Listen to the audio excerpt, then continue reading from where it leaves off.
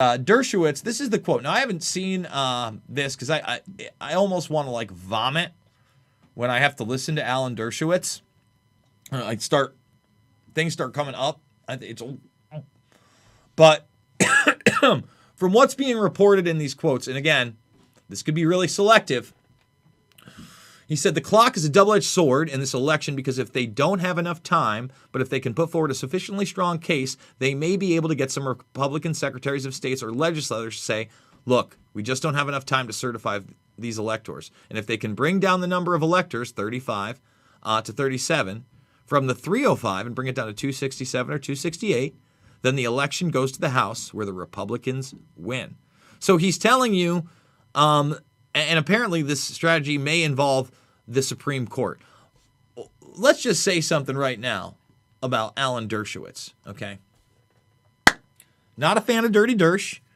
It shows you how corrupt the system is when on one hand, when Trump is running in 2016, he can bring up Epstein, who Dershowitz got him that sweetheart deal where there was no corruption, according to our Department of Justice, our good friend Bill Barr. Okay, got him that sweetheart deal. So you can have him there, and then Trump saying, yeah, Clinton's got problems with his friend Epstein. Now, Trump, of course, had his own relationship with Epstein, but for him to pull that card, he had to know that Clinton had, a worse relationship with Epstein. You get it? He plays that card.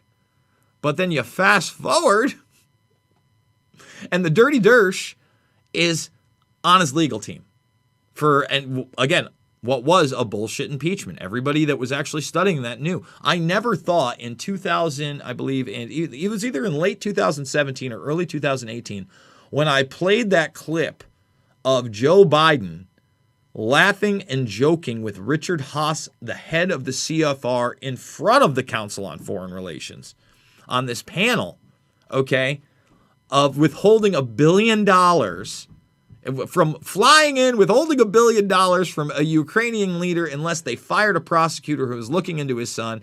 I never imagined that would culminate in some kind of impeachment for Trump, but it did. Because we're in bizarro land, man. I mean, 2020 has been wild. Wild. And while all this has happened on the tail end of 2019, going into chaos 2020, the Department of Justice, or at least the FBI, has the Hunter Biden laptop showing all the corruption, and they still let it happen. They acted like, Trump was withholding aid from the Ukrainians for no reason when he was in a negotiation call to hand over investigative material or look into that same corruption. What's going on here? And it shows you there are different classes of folks. So, again, the Tuckster, old Tuckins, he was on last night, and he's being the most fair and honest. And what I wanted to play this clip for is because he takes Sidney Powell to task, which I think is important. I'm not just believing all this stuff outright. I got to see what they can prove. But at the same time, I'm no dummy. And I've seen how these election machines work. And I've seen corruption over the years. And you can't tell me that the mainstream media loves Donny Boy. I mean, they don't hate him to the point that they'll bring up Julian Assange. They don't hate him to the point that they'll, expose the false flag in Duma and show you the OPCW documents that shows there was no gas attack in Syria. Because they have to protect guys like Joey B. and their false foreign policy. You get it? You get it? So let's go to the Tuxtaroo and let's play it.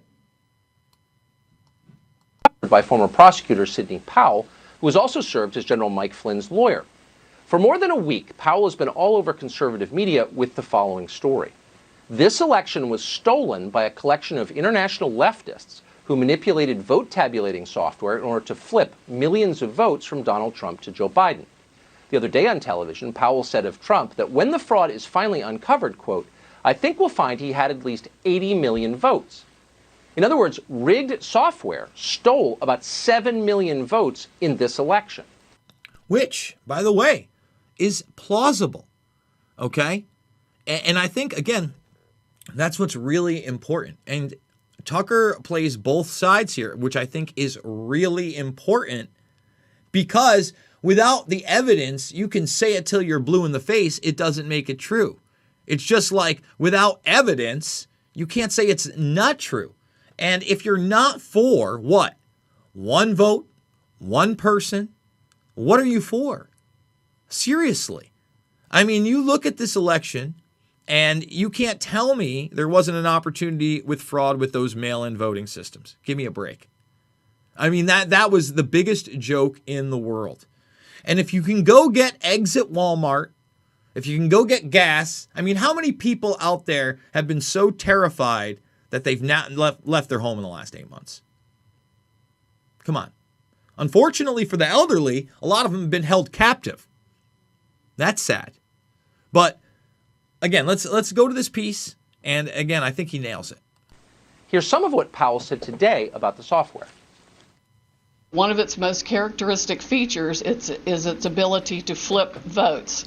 It can set and run an algorithm that probably ran all over the country to take a certain percentage of votes from President Trump and flip them to President Biden, which we might never have uncovered had the votes for President Trump not been so overwhelming in so many of these states that it broke the algorithm that had been plugged into the system. And that's what caused them to have to shut down in the states they shut down in.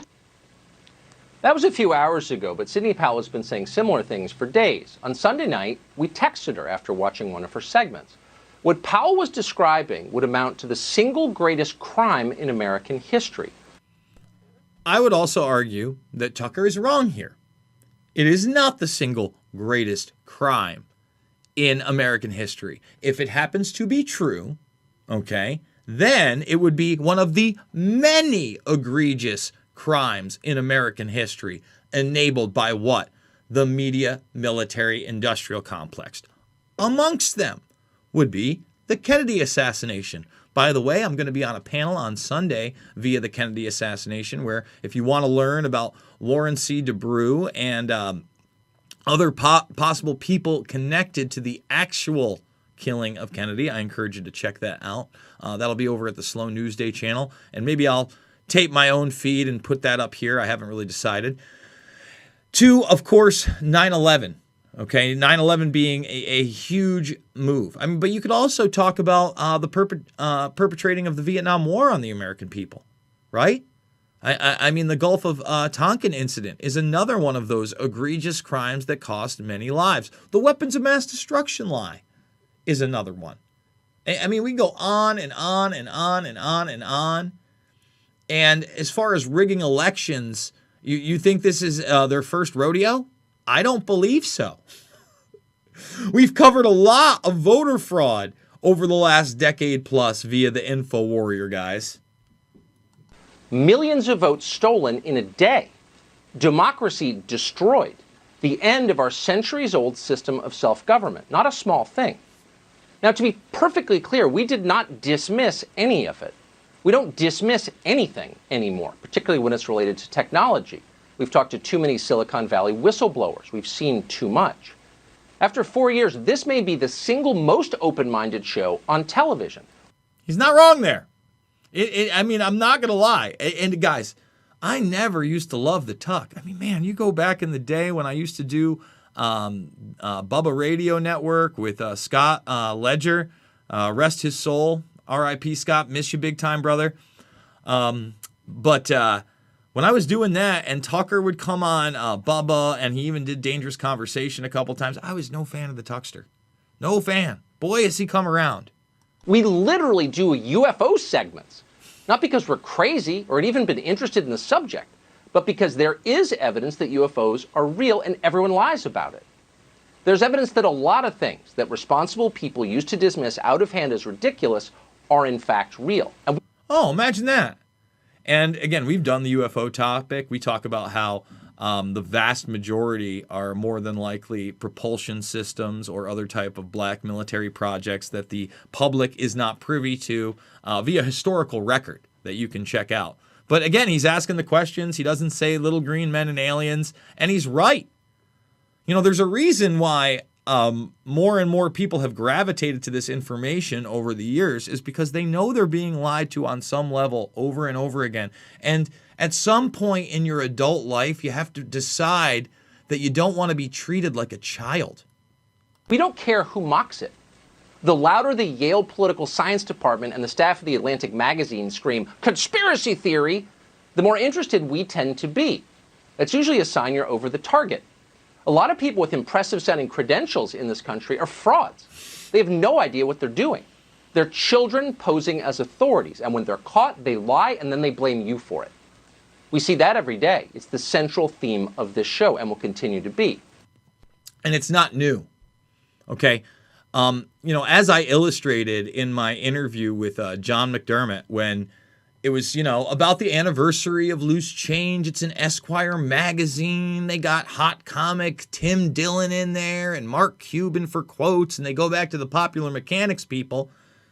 And the only thing they talk about in 9/11 is an out-and-out lie, a provable lie, that there was not an 8-mile debris field via the Flight 93 crash, which there was, which we proved on air, which we showed you the debris in New Baltimore. We named the eyewitnesses that picked it up. We showed you the media outlets that covered it.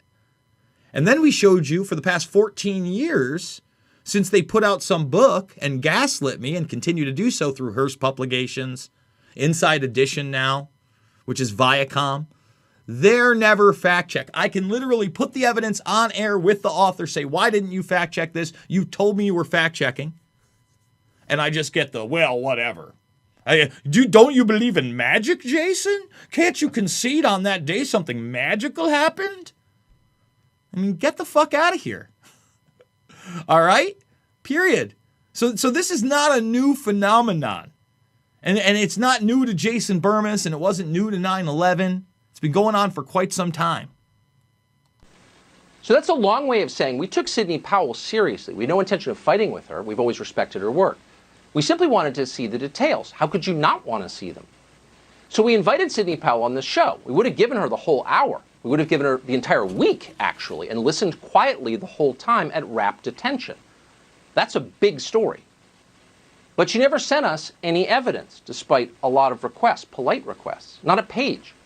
When we kept pressing, she got angry and told us to stop contacting her.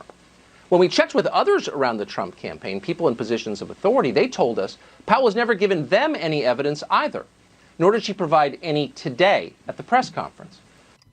So this part, I think, is important because it shows him being extremely objective. Here's the thing. The media is jumping on this information, and they're saying that this shows that Tucker is now finally thrown in the towel. He's thrown in the towel. He's given up. And that's not what I take from this.